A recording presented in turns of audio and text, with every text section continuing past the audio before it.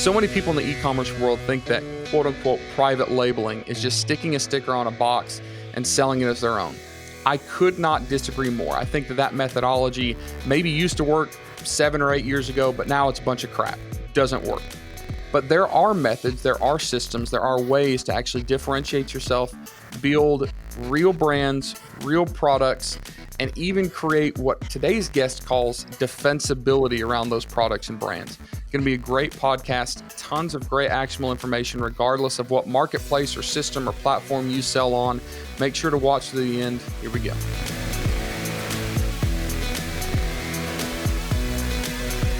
I'll never forget the first time I went to an e-commerce conference and I was sitting around with a bunch of other Amazon sellers, and we're sitting at like this lunch. We're sitting at a round table, just having a conversation. And someone said, well, what's private label? Because a lot of the people at the conference were resellers. And some other smart aleck across the table says, well, private label, it's easy. It's when you get on this website called Alibaba and you buy something that's in kind of a plain box and you put your own branded sticker on the box and you sell it. And I didn't know much about private label at the time, but I knew that this guy was wrong. Like I either wanted to walk around and kick the chair out from underneath him or jump across the table and slap this guy because I knew that was not the future. I knew it was not the way. But we've seen that taught in mainstream, quote unquote, private label, no matter what e-commerce platform or marketplace you're selling on. Like people think it's easy. Just take any old product off the shelf and sell it. Now, if people made money doing it, of course. But is it like a long-term, sustainable, viable business strategy? I don't think it is. But that makes our next step really tough. Like if we admit, hey, we can't just sell the same old crap with our sticker on, like figuring out what we're actually going to sell becomes very, very difficult because it's not an easy process anymore. It's not a simple process anymore.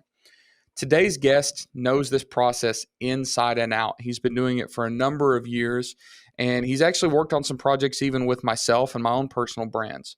So welcome, Zack Leonard from Gimba. How you doing, Zack? Thanks, Tim. Excited to be here. I'm doing great. So would you agree with what I said? Would you agree that, a lot of people have this misconception about what private label is, but it's not the right way to do it? Yeah, I would agree that, I think there's a quick way to make a dollar here now, which is more of the white label experience that you were talking about. And then there's the way to build a brand and to build, some defensibility around your brand and your company. And that would be what I think we want to talk about here, which is the experience of creating your own products, whether it's custom, whether it's, slight iterations to something that's already out there. But yes, I definitely agree that with the increased competition across all e-commerce platforms, whether it's Walmart, Amazon, Shopify, retail, think you're starting to see the shift in the creators thinking that, or the sellers thinking that you actually have to start creating your own products and create defensibility. And if you look at for even beyond that, if you're looking for some way to exit, I think the private equity companies or the aggregators are looking for that as well. They're looking for companies that have defensibility in their products. So whether that's patents, whether that's establishing a huge brand that's already has a big following and a big raving fans, I think that's the way the future of e-commerce is going to be. Both e-commerce and retail. I think you're going to start to see as well that in the retail space, there's going to be a larger number of products on shelves that are actually Walmart branded or Target branded, not something that's outsourced from another supplier or distributor. And I completely agree. And you're already bringing up like all sorts of questions that I want to actually get into. Like, okay, now how do we do this? Because philosophically, I 100% agree. But let's talk a little bit about briefly, like why we're talking about this today with you specifically, right?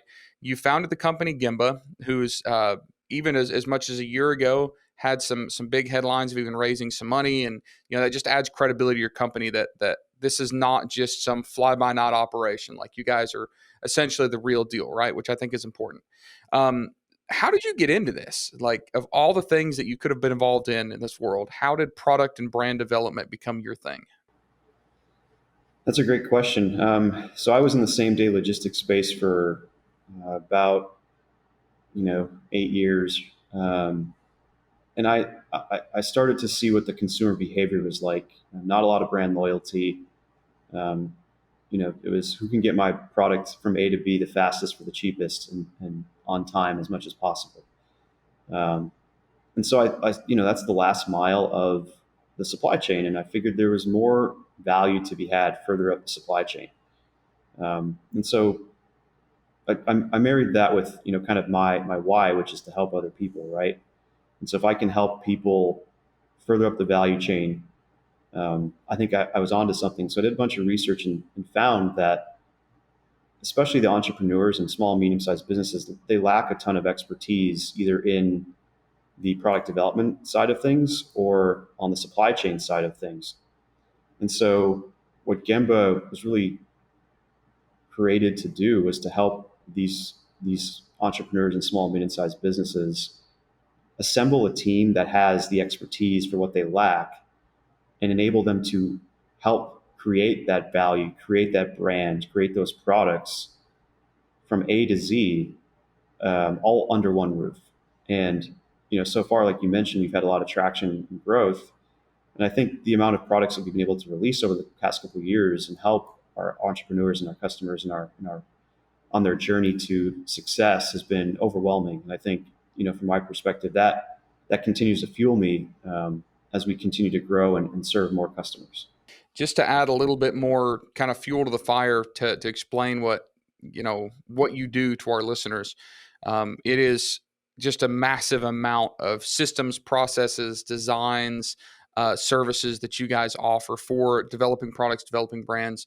Gemma's working with me right now on a project that's taken forever, it seems like, because of the COVID supply chain, finding manufacturers, but anything from 3D CAD drawings to helping figure out actual designs and shapes and functionality, all the way down to like specific engineering work and 3D printing, templates, as prototypes, like really, really crazy stuff at next level. Because it's not stuff that people talk about a lot in this space. It's not something that we see all the time in the kind of mainstream training, because it is a little bit more complex and a little more high level.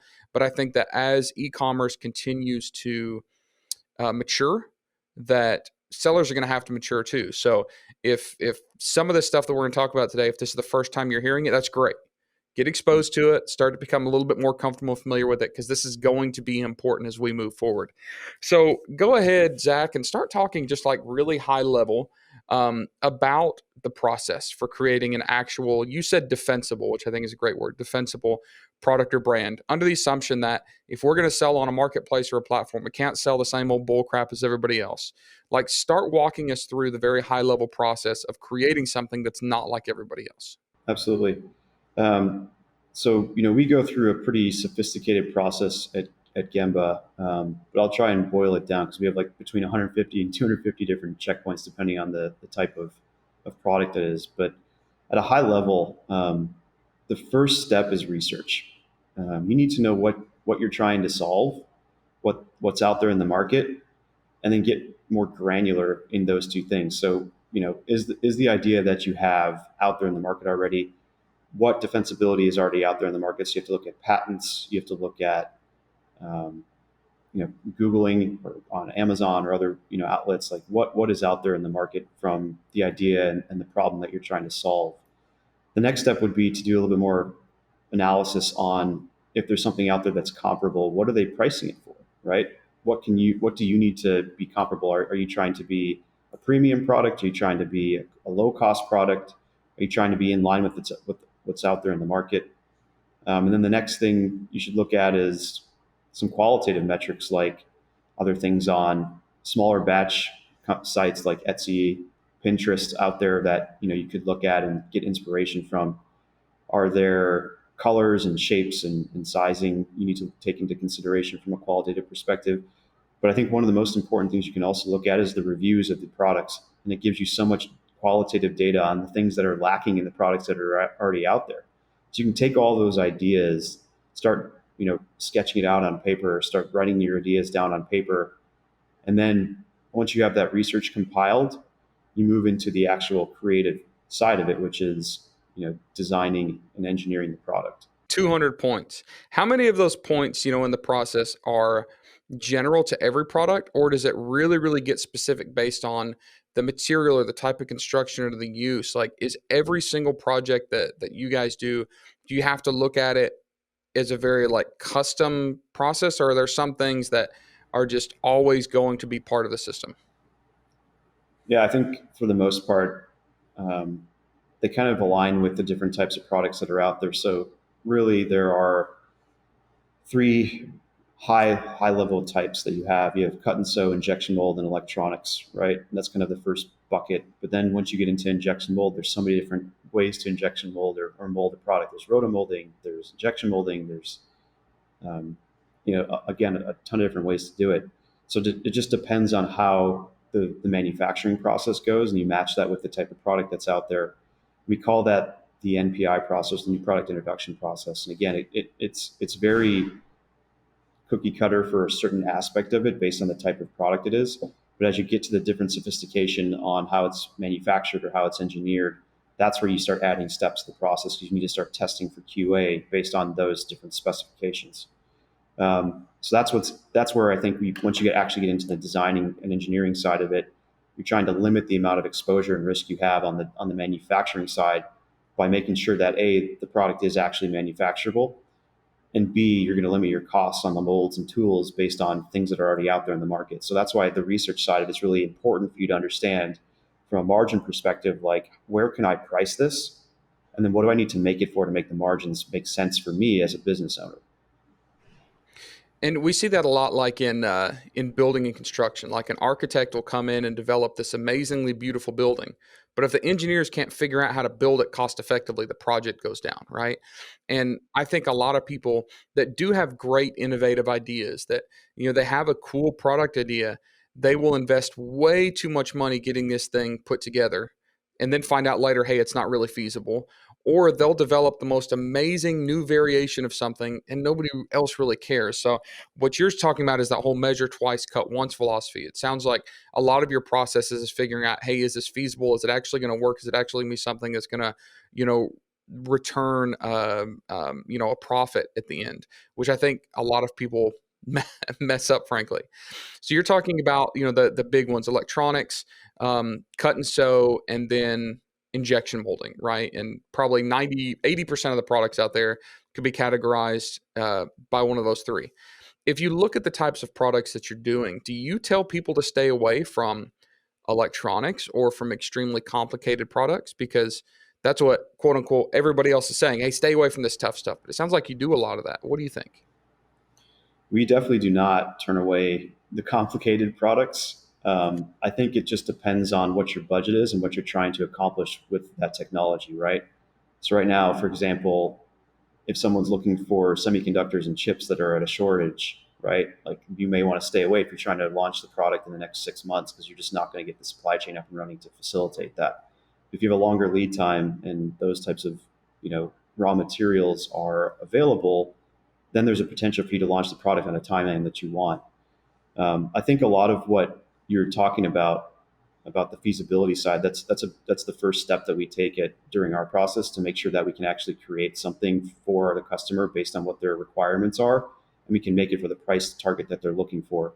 And so that's the first step is more understanding how what's out there in the world from a technology standpoint, what you're trying to do, and what the design and engineers who've done this stuff before can actually create for you. Is it possible to accomplish in the timeline and the budget that you're looking to do it for?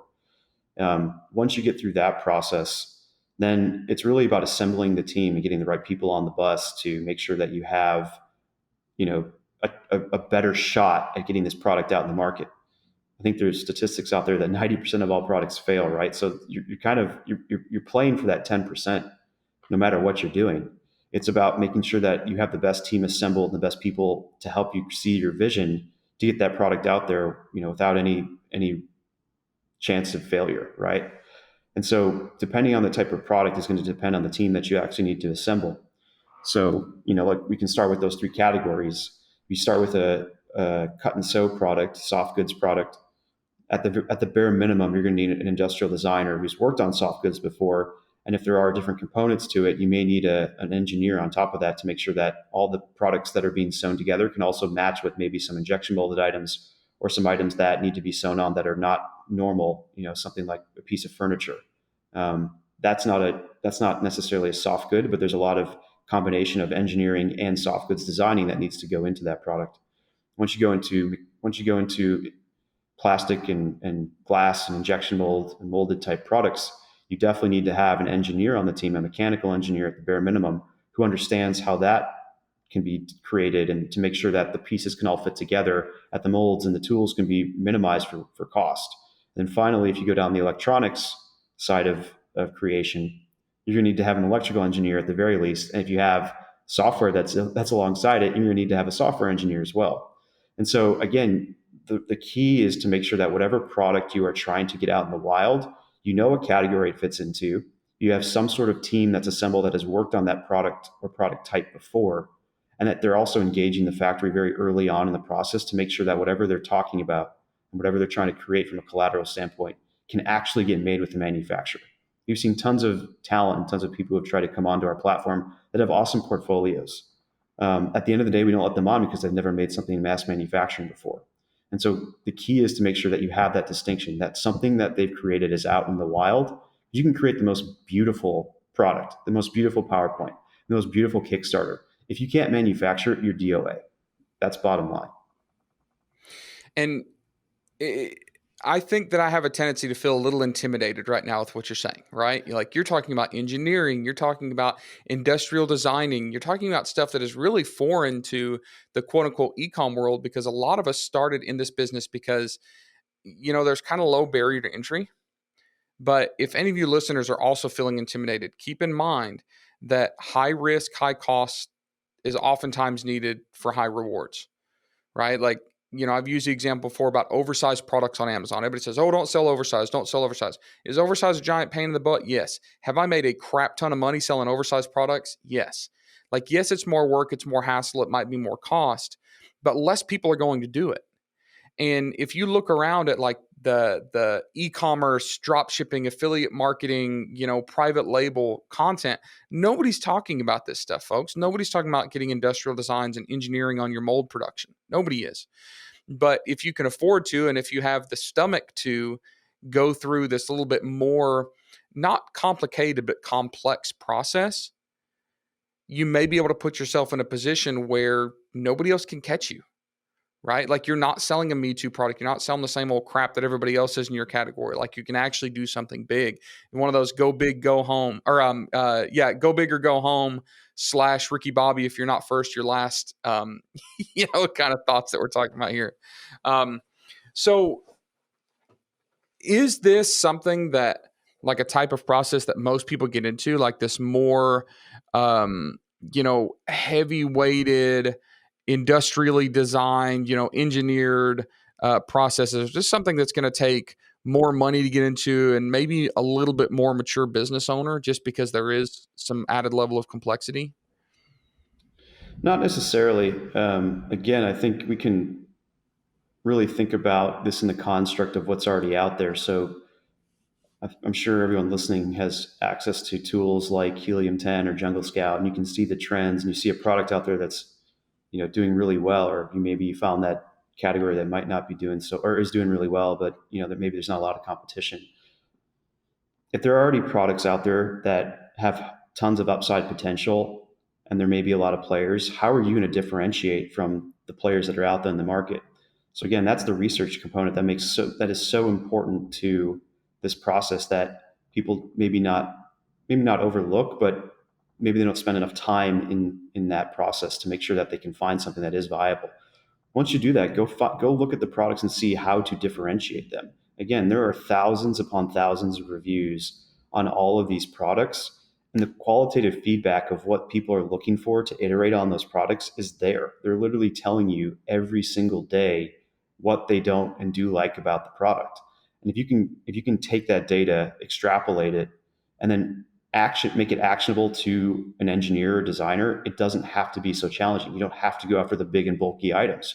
You can go after a small item if you want. Again, that does not take a lot of time, energy, and money. It takes a lot of diligence on learning about the product. And if you're not passionate about the product, you don't want to sell the product, then I would say stop looking into that product. If you're just looking to make a buck, there's better ways to do that and less risky ways to do that. But if there's something that you really, really want to solve in a product category or product that you know really well, that's a great starting place for you to go and start look at what's out there look where you can innovate, look where you can make it better. Even something like re-engineering it to make the packaging better, or re-engineering it to make something more usable. That is something so valuable to the customer, and it may not cost a ton of money because you can go to the factory, you can go to the designers and engineers, tell them to make one slight tweak. On the places like Amazon, like you can get a design patent on those types of things, have a defensible product on Amazon, and then go sell a crap load of it because you've made that slight tweak that everyone's telling you to make.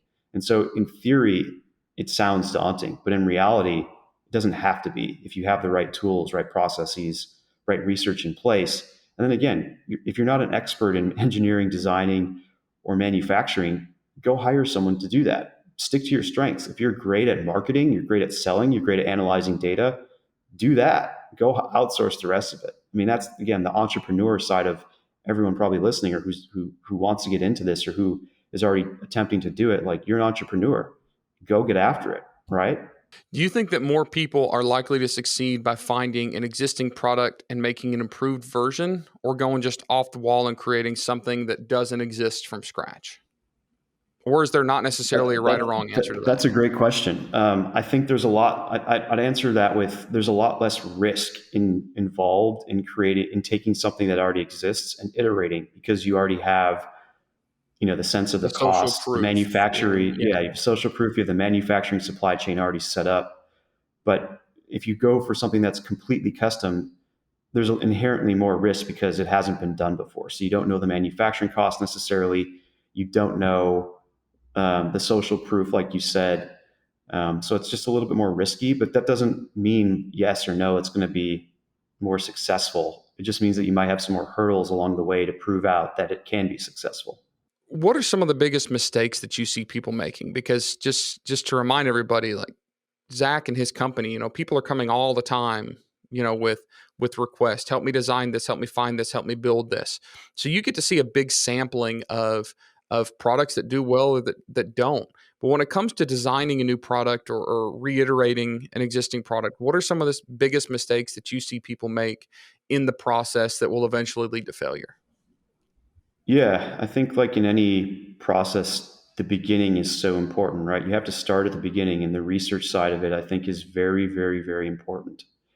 And the biggest mistake I've seen is false or leading with the wrong information. So if you have data that shows that this is not a viable product and you're just ignoring that data, you have such a higher risk tolerance than most people would at creating a product, right? If the data shows that you can't do it, and you just are going off your gut feel, or you're going off of, you know, something you think could be great, that is a problem. I think you need to let the data guide you in your decision making all throughout the process. So not only just researching the product and finding the opportunity, but then once you get into the design and or the design and engineering side of it, start getting feedback from your friends. I think you've done this well with, PickFu and other places that you can actually get feedback along the way. There's really low cost ways to de-risk the entire design process, right? PickFu is not that expensive, but you can go get, objective feedback on your product with sketches, and sketches are not that expensive, right? You can pay a couple $100 for a good sketch. Then once you get into that next phase, again, I think assembling the team is another point of failure that most people overlook, which is making sure that you have the right people on the team to assemble your product. Make sure that they've made a product in mass manufacturing, that they've engineered a product that's been in mass manufacturing similar to what you've made. Going to Upwork and finding someone who's really good at making a 3D sketch or a 3D rendering is awesome. But is that going to get you to where you want to be, which is creating a 6, 7, 8-figure product? Probably not. So you need to make sure that you have people who have actually made that product next. And then I think finally, the biggest mistake I've seen is not getting the manufacturer involved early enough in the process. A lot of people think, well, if they see my product, they might just do it themselves. There's no incentive really for the factory to take a risk to make a product that you put in front of them if you haven't proven out the sales funnel. There's also ways that you can protect your uh, protect your collateral and your investment with things like N&N agreements and patents and stuff like that, both in China and the US, or in Vietnam, US, Mexico, wherever you decide to manufacture the product. So, again, think of it as, if you're trying to launch the product, make sure that you have the right team, the right research, and get the factory involved earlier on in the conversation, so you know and get feedback earlier on if your product can actually be made in mass manufacturing. So you're talking about a lot of pre-production planning. You're talking about looking at a lot of data, looking at a lot of information, and really educating yourself. But that's freaking hard, right? Because in this space where entrepreneurs can jump into entrepreneurship so easily with e-commerce, we do run off of emotions, right? And you and I, we see it all the time. People just they're convinced that their product, which actually sucks, isn't going to suck, and then it sucks, and they're all pissed off because it sucked, right? um, do you think that people don't look at the data enough, and that we do run off of too much emotion, which leads to some problems? And if they do run off of emotion, do you think it is more likely to be like just conviction that people will love our product, or is it emotion of, hey, everybody else has done it, I can too? Or is it emotion of, well, I'm just desperate to get out of my 9 to 5, like this has to work, even if the data looks bad, I'm going to freaking make it work because I'm going to make it work? Like, where do you think that people get led astray the most based on emotional decision making? That's a good question. I don't know the correct, the absolute answer to that, but I would say, from what I've experienced, um, people hear and see what they want to hear and see, and I think having that time to reflect in a calendar where you can get away from the day to day, take yourself out of the business, manage your schedule, and really reflect on what you're trying to accomplish and what you're trying to do. Get your head kind of out of both of that emotional and data set in front of you, and you can make more rational decisions. I think if you do things like meditate or reflect on a daily basis, so that you don't make those types of decisions. So I don't know if I can answer like, do people do that often? I can only talk about things that I've seen successful both for myself and other entrepreneurs, where they actually have mastery over their schedule. They can set time specifically for things like research and analytics for a new product. They set specific time for meditation or reflection or journaling or whatever it is, and then they can step back into the realm of like, okay, I want to get this product out, or I want to do this, I want to do that, I want to market my product this way, I want to go sell my product this way. Being able to do that and actually have time set aside for all those different things, I think sets apart the average person from the person who's going to succeed or have the willpower and mindset to succeed. And I think that people don't do that enough because we are emotional. Like we want to see stuff work. We want to base decisions on gut instinct, which doesn't always line up with the data. I tell people all the time, like, sleep on every decision. Like, there rarely is a decision that I have to make today. Like, I can sleep on it. I can wait till tomorrow. I can wait till I'm not stressed out or I'm not too excited before I make that decision. Let me jump back into our initial train of thought. You've mentioned a few times, and I made a note here to hit it. Scalability, right? And I know that you've talked before about building to scale or building with the ability to scale, right? And a lot of times we think short sighted. We think about how much is it going to cost to do one production run of 2,000 units?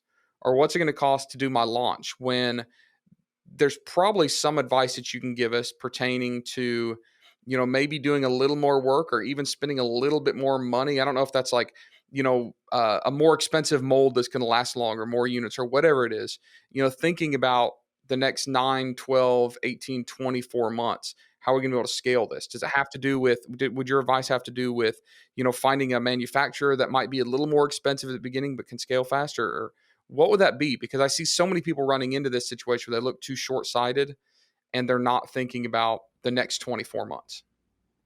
Right. Well, I think you're absolutely right. For any business, there should be some sort of long-term, 10-year goal of where do you want to be, right? And then you have to chunk it out and like, okay, what does the next 5 years look like? What do the next 3 years look like? What do the next 18 months look like? What does the next quarter look like? So if you can start thinking in that longevity, that's great.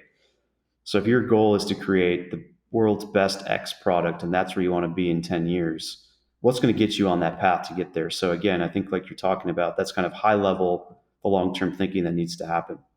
If you want to break it down into, more conversational on what factory decisions and stuff like that, my advice is always have multiple offers on the table for whatever you're trying to do, so that you can make a decision based on those types of data and those types of feedback you're getting from whatever you're trying to do. And so, you know, with customers, for example, that I've seen examples where they're evaluating three different manufacturers, and they have three different offers for, one's cheap, one's mid tier, and one's, tier one or whatever it is. The things that matter the most are going to be the quality, the longevity, and the time, right? How quality is the product that's coming out there? How long can you actually work with this manufacturer, and how quick can they get your product out in the market? And so if you're evaluating on those three things in the manufacturing world, that's what you need to be looking at from a long-term perspective. So I'll kind of go into specific there. So what do I mean by quality? Well, obviously you need to be able to make your sample mass production. So you need to have gut checks along the way before you launch the product to tell you and inform you that they can make a high quality mass production of your product. I've seen tons of factories that do a really great sample and then can't match the sample in mass production, especially in the cut and sew. Especially in cut and sew. With injection molding, it's a lot easier because it's a mold.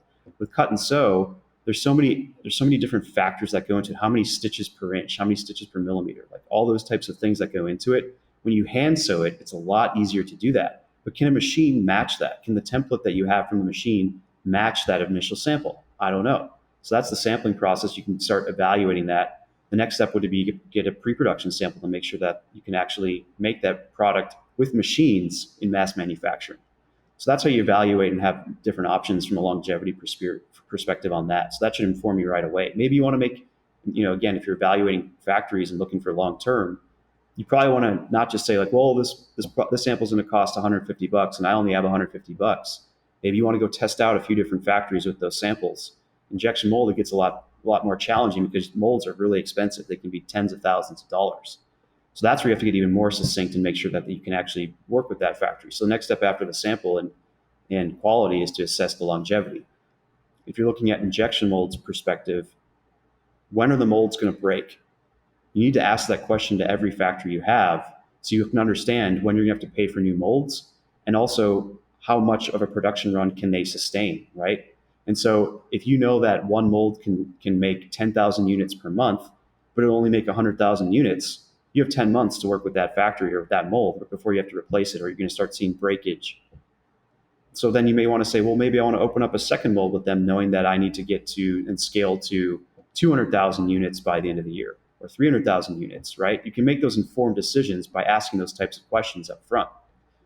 And then finally, you're talking about timeliness, right? Where in their supply chain are they getting the raw materials from? If you're manufacturing in places like Vietnam, who don't have a lot of access to raw materials like a China or an India does, make sure you assess that before you go into mass manufacturing. What's the lead time? So you have to add all these things into the puzzle, which is getting this product launched, before you start paying the big bucks for a deposit on a production run, right? Because that's going to probably be the most expensive part of the entire process. Not the design, not the engineering, not the samples, not the mold. It's going to be the first and second and third production run for you to actually continue to scale your business.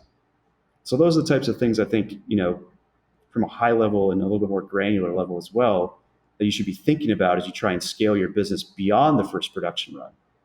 And it's a little bit discouraging to hear all this, right? Because when I think over like the last 30 minutes we've been talking, this is not easy. It's not simple. It's not something that, we can take lightly to actually, build unique products and products that are scalable. And, we're talking about investment costs, things like that. But again, if I overlook the initial discouragement, it's actually encouraging, right? Because by going through an actual product development process, through the research process, making sure that quality is good and spending the time to do this and investing the money to do this right, like that sets us aside from 98% of the jabronis that we're competing with on these marketplaces that aren't doing it, right? And it's encouraging to know that there are systems, because a lot of the stuff you've talked about already in this episode, a lot of our listeners have no clue what we're talking about. A mold only, what does opening a mold mean? And a mold can only do 10,000 runs. And what does stitch per inch mean?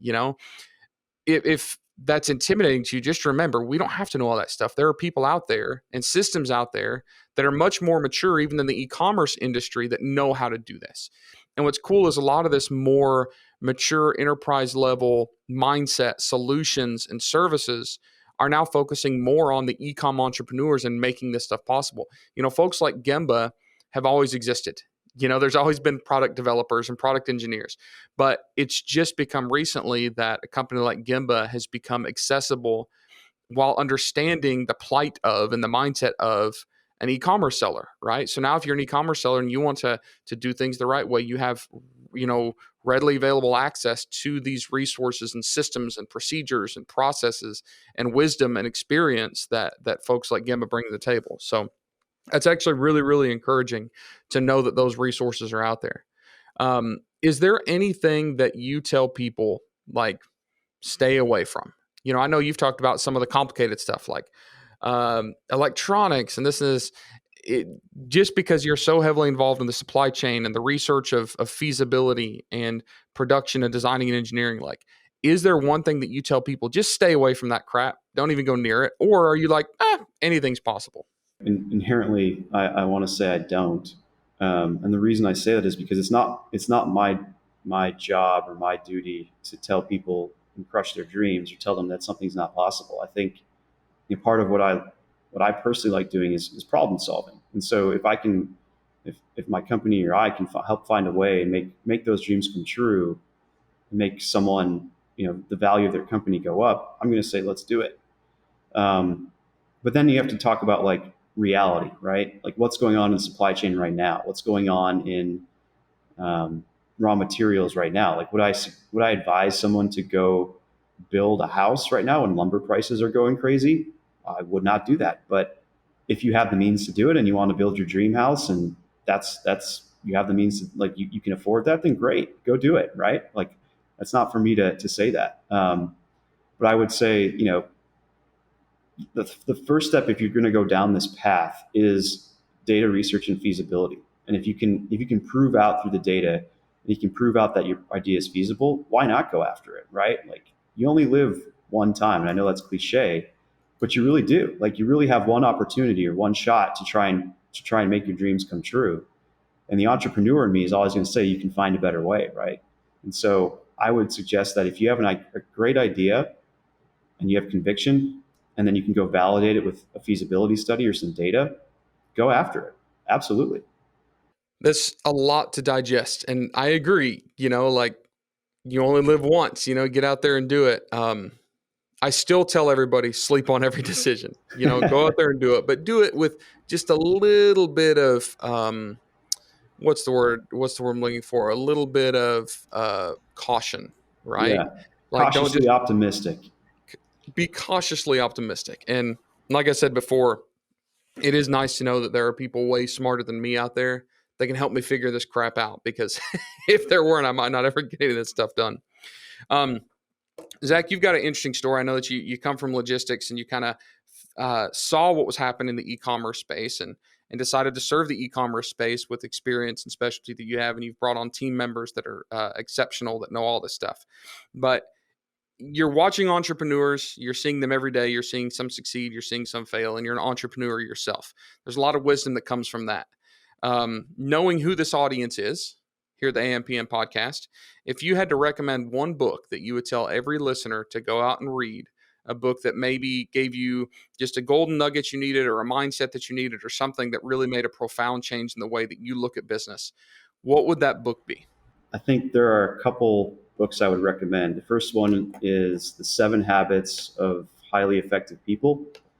It tells you and gives you the power to understand that you are in control of everything you do around you, from an emotional response, from a physical response, and then habits that you can start developing to help you better understand how humans interact, how humans relate, and how you can actually be effective at your job or your life or your family, whatever it is. The second book I'd recommend is Traction. I think it gives you the entrepreneur operating system, which is a highly effective way to run your business. as an entrepreneur. It makes you think through and document. They have sections throughout the book where you actually document, core values and what are your rocks and what's your hedgehog, your 10-year goal and all that type of things I talked about earlier on this podcast. Those are two great books that I would recommend to any entrepreneur, anyone's thinking about starting their own business or even is already on their business journey, hasn't read those books. Highly recommend them. Well, thank you for that advice. And I write these down, and my bookshelves are filling up from all the books that people recommend on these podcasts. And a lot of you that listen to this send notes to us and say, hey, thanks for those recommendations. That's really cool, actionable stuff. So thank you, Zack, so much for being on. I know you're a busy guy, and I caught up with you, a couple weeks ago in Austin. I know in a couple more weeks, we're going to see each other at Prosper in Vegas. Going to be nice. I know that they're approaching 1,000 attendees at that, which is great. Getting over this COVID slump of not being able to see everybody. So getting back in person in place is going to be awesome. I look forward to seeing you there. If someone wanted to track you down, I'm sure you've got great content, great information, great process, kind of listed how your system works at your website. And that's Gembah.com, right? GEMBAH.com. Is that right? That's right. And I'm sure people can follow you on LinkedIn or some other social if they wanted to. Yeah, I'm on LinkedIn. That's the main one that I would be posting on. You can follow Gembah on LinkedIn and Facebook and Twitter. We post things. But yeah, if you're an entrepreneur or you're an established business and you're thinking about getting into developing your own products or you have any issues with supply chain or anything like that, again, if that's not your expertise, I highly recommend finding someone or a company to do that for you so that you don't make mistakes along the way that other experts have seen and can help you through. I think that's the biggest piece of advice outside of the books and everything that I can do that can sum up today for the listeners is just, know your strengths, play to them, and anything that you feel like is not your strength, outsource. Get people in there that can do it better than you. Yep. Amen. Well, thank you, Zack, for being on. Thank you all for listening.